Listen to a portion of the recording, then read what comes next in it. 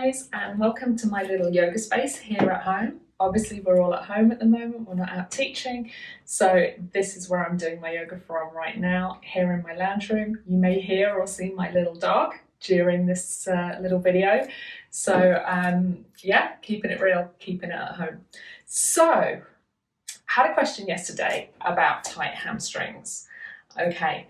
And we had a little discussion about how stretching can only take you so far with a tight muscle group like that. So let's have a little bit of a talk about that.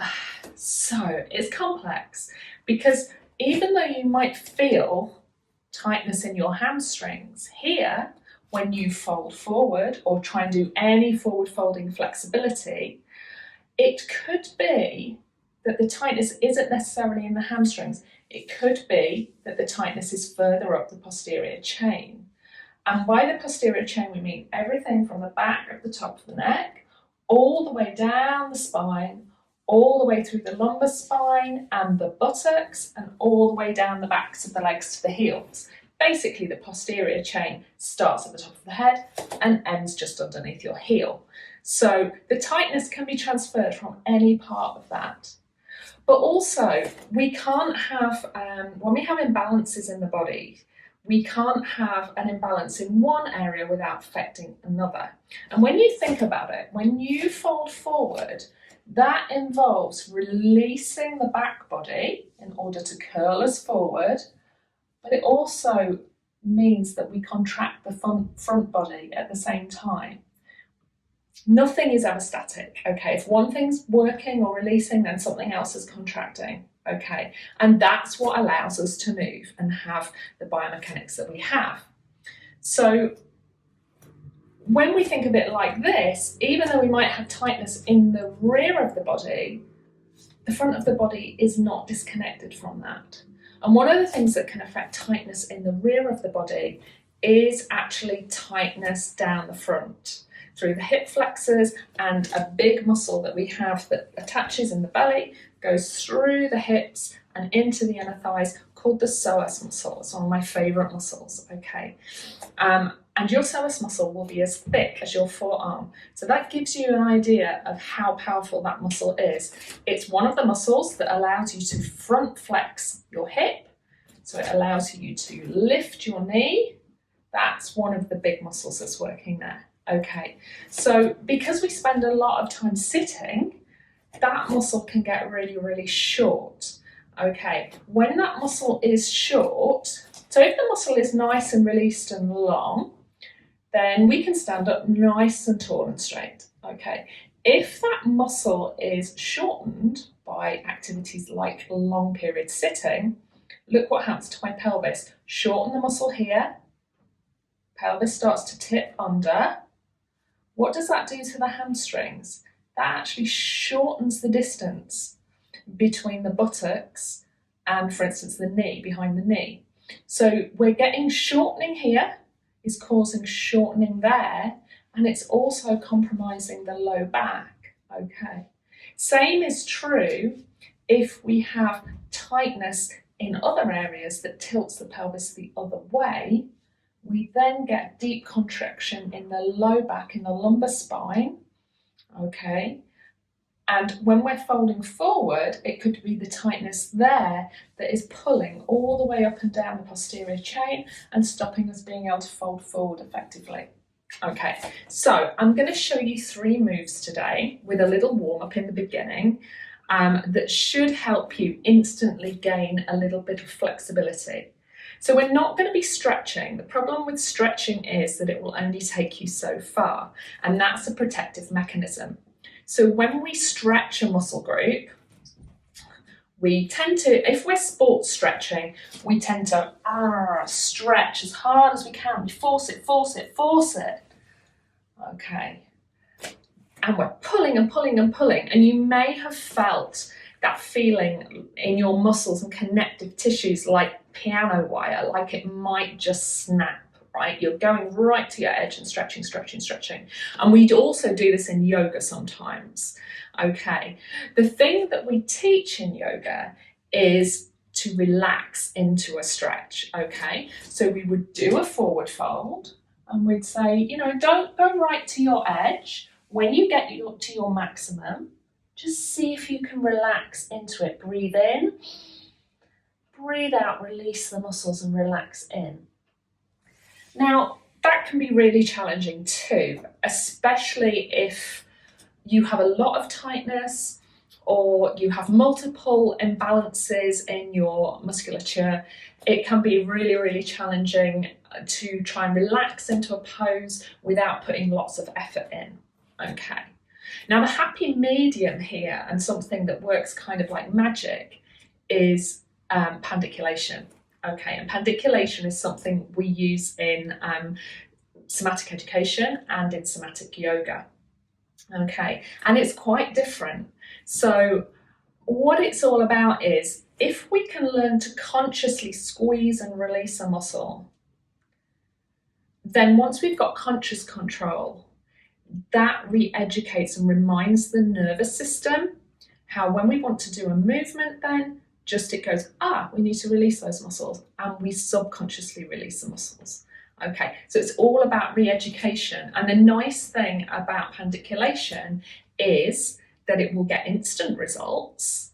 If you do it once, you'll get instant results, perhaps a little bit more mobility, perhaps a little bit feeling a little bit easier, a little less stretch, a little less tension, but it will be short-lived. So you do these movements today, feel a benefit, you'd sleep, wake up tomorrow, try and do your forward fold, and you'd be back to square one. So the thing with pandiculation is this re-education of the nervous system needs to be done repeatedly. Okay, so you can do the movements for 3 to 5 movements in each set, and you can do them just for a short time and every day, you know, as much as you feel good in your body to do them. The more we re-educate the body, the more permanent the results become. So just a couple of words before we go into the movements. We use interception in these kind of movements, and by that I mean to go inside and feel the sensations in your body and be guided by that. Okay, I'm just here as a facilitator to say this is what we can do. You take all of the guidance from your body, so I want you to tune into your sensations while we're doing the movements, and just use that feedback loop. We have a natural feedback loop. And it's that natural feedback loop between the nervous system, the brain, the nerves, the fascia, the muscles. Those messages going backwards and forwards are what will re-educate you to be able to release muscles at will and contract muscles at will. Okay, because we have this thing where our nervous system forgets through habits of movement, through trauma. Our nervous system forgets sometimes. Some muscles get switched off. You know, everybody these days is always talking about, we have to get the glutes firing. And that's true, because the firing glutes are what enable you to flex your hip, right? So glutes firing is really important. Stabilizes the whole hip and pelvis, right? But the opposite to that is you may have muscles that are hypertonic, so muscles that carry excessive tension or tone all of the time. So all of our muscles carry tone, means they're ready to contract or release at any moment. Okay, leaves us ready for action. And pandiculation actually improves this tone, okay, so that our muscles are ready to contract or release whenever we want them to. So what happens is we get this thing called sensory motor amnesia, which was something that was highlighted by Thomas Hanna in Hanna Somatics, where our nervous system, our brain, has forgotten subconsciously how to relax certain muscles, how to fire certain muscles, okay? And that's how our musculature imbalances are built up. And like I said, it can be habit of movement or some kind of injury or trauma or, you know, habits of training.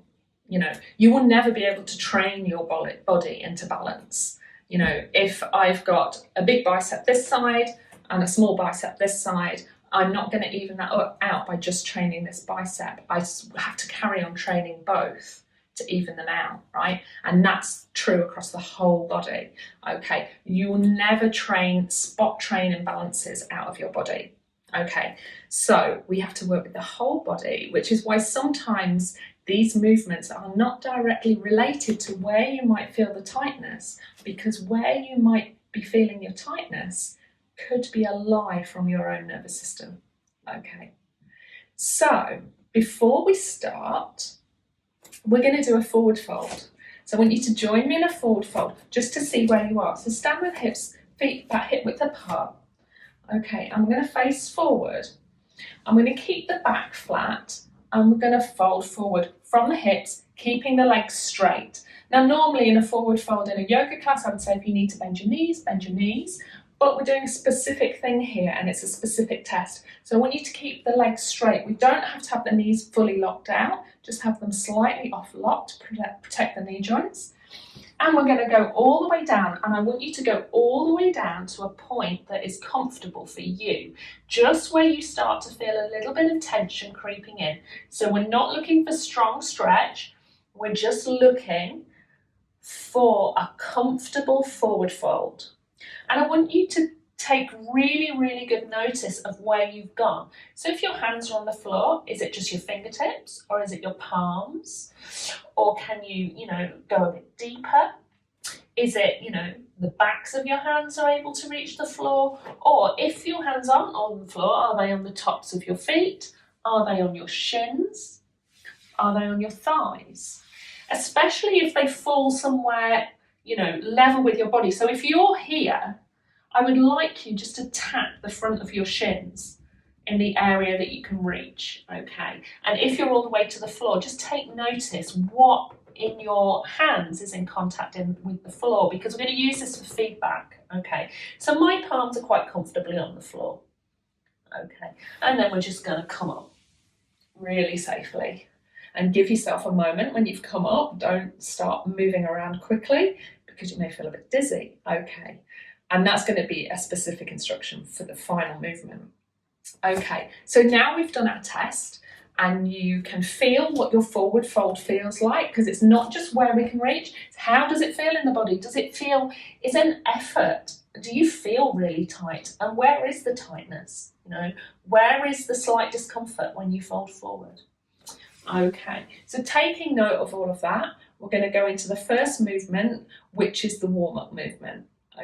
Okay, so here we are about to start our warm-up. We're going to come all the way down to the floor, and I would like you just to lie down on your back with the knees bent, feet flat on the floor, hip width apart. Okay, so we're just going to let the arms relax by the sides, and all we're going to do is we're going to do some pelvic tilts. Okay, so we're going to tilt the pelvis towards us. Just going to turn around so that you can see a bit more clearly. So we're going to tilt the pelvis towards us. So we're literally just lifting the tailbone off the floor, and then we're going to let that come down, and we're going to tilt it the other way so that the small of the back just lifts off the floor. And if you'd like to tuck your hand under that arch in your back so that you can feel the movement a bit clearer, then do that, okay? So we're just going to tilt backwards and forwards a few times.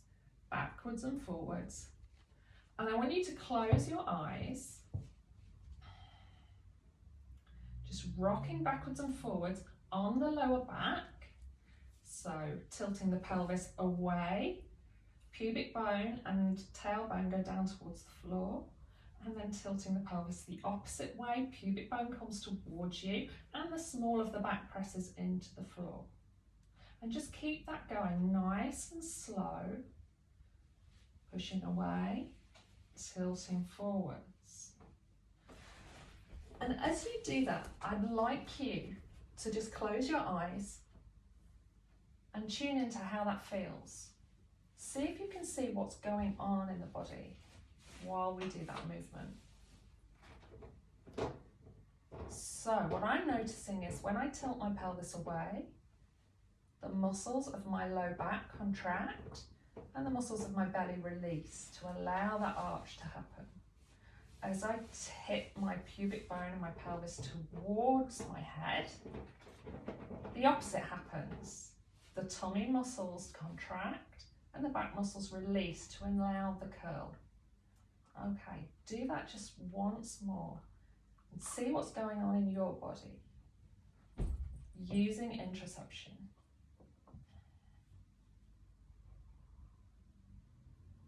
And one final time, one more time. We're starting to warm up these muscles that we're going to pandiculate. And we're starting to get into that movement. And come to rest in the middle. Just pause here a moment. See how your body feels.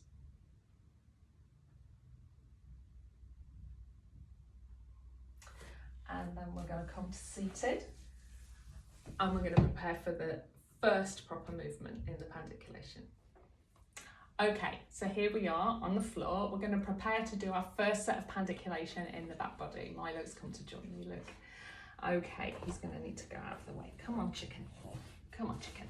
Right, okay, so we're going to lay down on our tummies. Legs out behind us. And we're going to bring the right hand in front of us and take the left hand down by the side of the body. And we're going to lay the left cheek on the back of the right hand and look towards the right elbow. Okay, so the movement has two parts. The first part with the upper body is we're going to lift the hand, the elbow and the head all together and look over the right shoulder.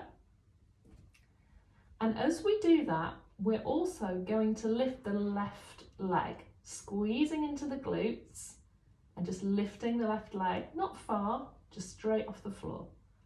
Okay, so the movement together looks like this. And we're going to lift and lower.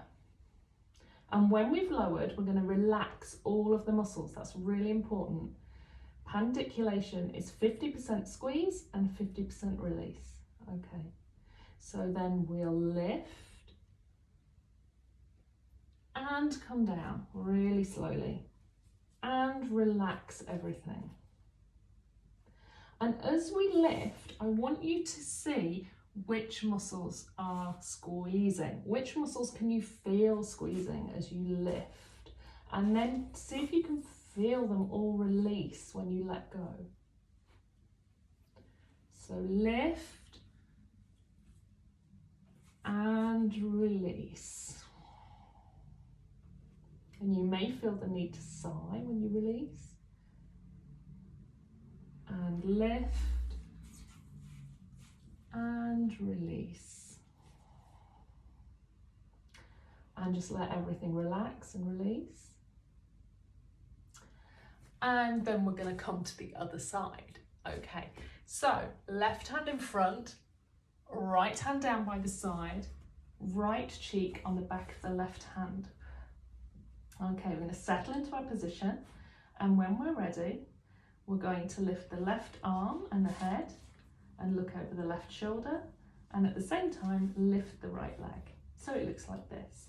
We're going to lift, squeezing into that right buttock, and we're going to lower and relax and release.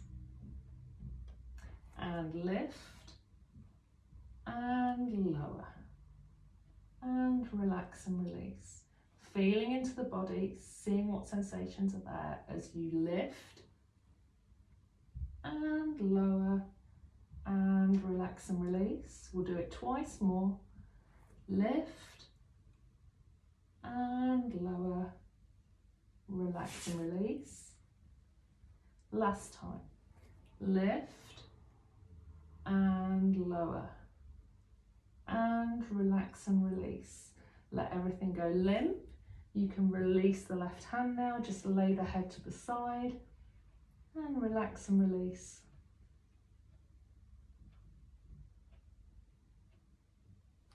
Okay, bring the hands to the floor, pushing up and away, coming back up to sitting. We're going to go to the next movement. Okay, we're going to come into a sitting position now, and we're actually going to pandiculate the hamstrings. and the back of the leg and all the way down into the calf. So we're going to sit on our bottoms. I'm going to bring our feet in front of us first of all. Okay, so we're going to work on one leg at a time first of all. We're going to bring the left leg in, foot in towards us, and let it fall out to the side, and we're going to stretch the right leg away. Okay, so this is the pose in yoga that we'd call head to knee pose. Okay, so it's a forward fold. We're looking to forward fold in this direction. Okay, so we're going to pandiculate these back muscles though. So we're going to slide the right foot in towards us. I'm going to take hold of the foot around the ball of the foot, okay? And we're going to slide the foot out and straighten the leg. And as we do that, we're just going to pull back with 1 or 2 pounds of pressure against the foot. So we've got some resistance to work against. So the hands are working against the foot, coming towards you as the foot is pressing away. The foot's going to win. So the foot is going to slide away under pressure and straighten out. The leg's going to straighten out. Okay, so we take hold of the foot, we keep the heel on the ground, and as we pull the foot towards us, we press the heel away until the leg straightens out. And once we reach our maximum, we're going to let go and relax and release everything. Just let yourself slump. Let the arms relax, let the leg relax.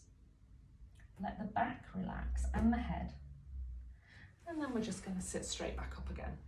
Okay, slide the foot in, take hold of the ball of the foot, and slide the foot away under pressure until you reach your maximum, and then we're going to let go and just ragdoll. Really let everything go limp. One last time. We're going to slide the foot in, take hold of the foot. Under pressure, we're going to slide the foot away until we reach our maximum, and then we're going to relax and release. And come back up to sitting.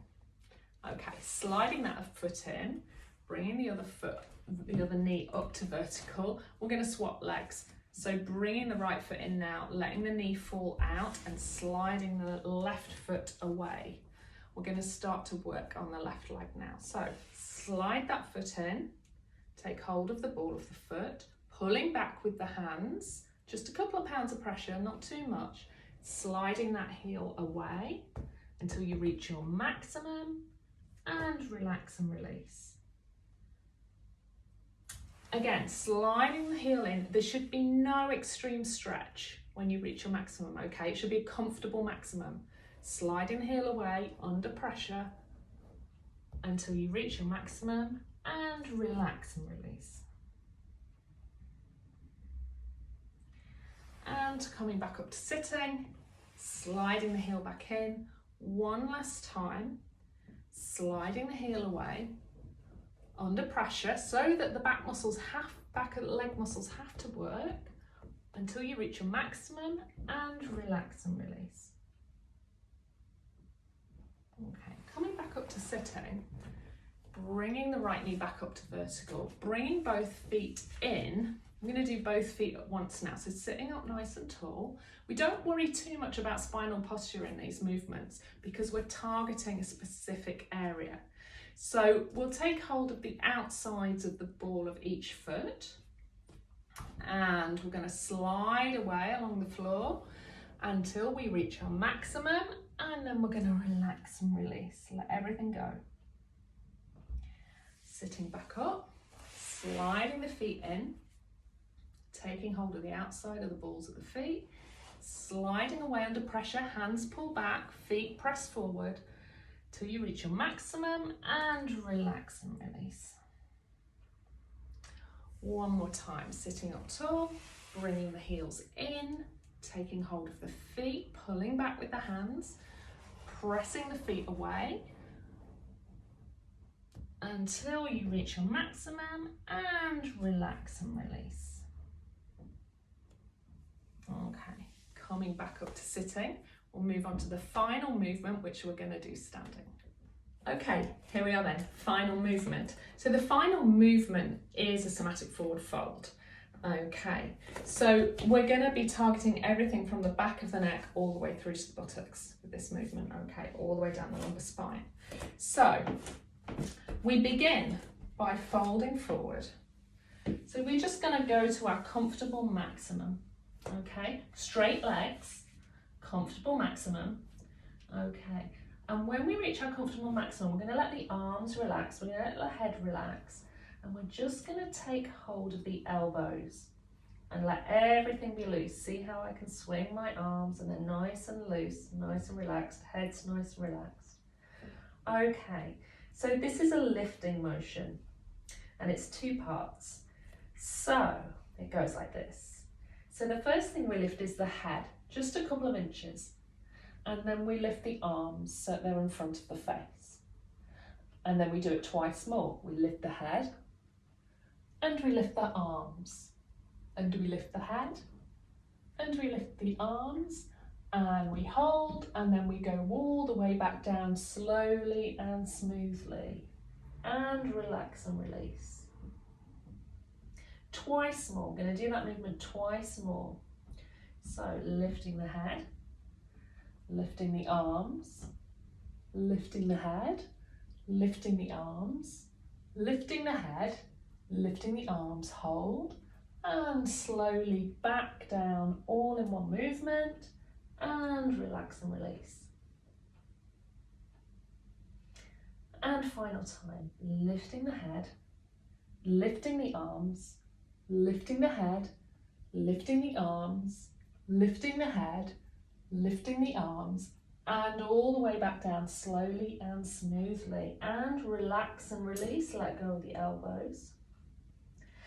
And just curl up slowly, been upside down for a little while, curl all the way back up to standing. Take a nice breath, let everything equalize. Blood will be in your head right now, let it drain all the way back out.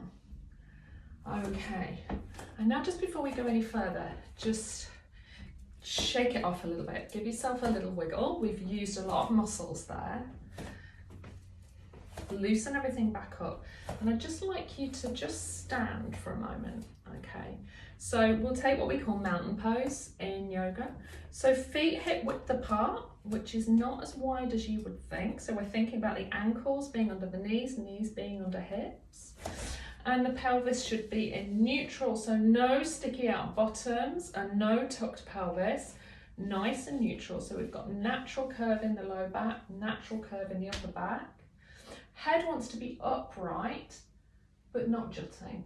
Okay, so we just need to wind the chin in, preserving the curve at the back of the neck, but not causing a hump at the top of the thoracic spine. Okay.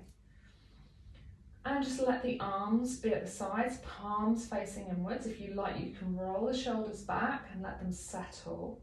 So that we're in a nice mountain pose. It's a pose of effortless standing. Okay, we can use this as a meditation and relaxation pose. So it's minimum effort. And if it feels okay to do so, just gently close your eyes. And just tune into your body for a moment. See what you can feel there. See how it feels after doing the movement.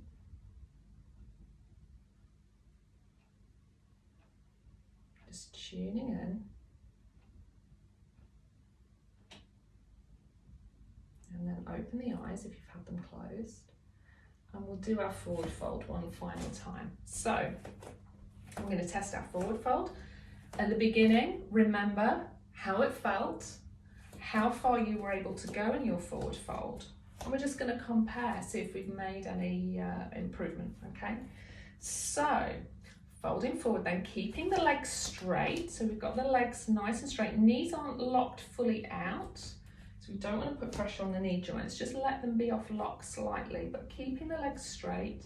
We're going to start our forward fold. So hinging from the hips. And then once we reach vertical, we can let the upper back go, keeping the legs straight, folding forward. And yeah, I've made a little bit of progress. I've got bent elbows now, hands are fully on the floor and I'm not stretching. I can even reach around the back of the legs, and I've made a little bit of gain. And more importantly, it actually feels more comfortable. It feels easier, okay? And then when you've found your new normal after the movements, you can just gently come up, nice and slow. And that's it. Okay, so just see what you felt, see what you find. Did you get any improvement? Did you feel a slight improvement in ease in your body? Could you go a little bit further? Just see how it was for you. It's different in everyone's bodies, right? Okay. And the important thing is, if you want any gains that you've made during these movements to be more permanent, then you need to keep doing the movements. Okay. So that was a quick 3 movement, super simple posterior chain release. Okay, I hope you enjoyed it. Obviously, imbalances in the body in this respect is way more complicated because no one part of the body or no one chain is divorced from any other. Okay, so actual body release and rebalancing is a lot more complex than this. Obviously, I can't see you and your individual challenges, so just try these movements. Obviously, go at your own speed. If you get any discomfort in your body, please stop and just play around with it. Have fun. See if doing it 3 days in a row makes any kind of difference to you. Okay, have fun.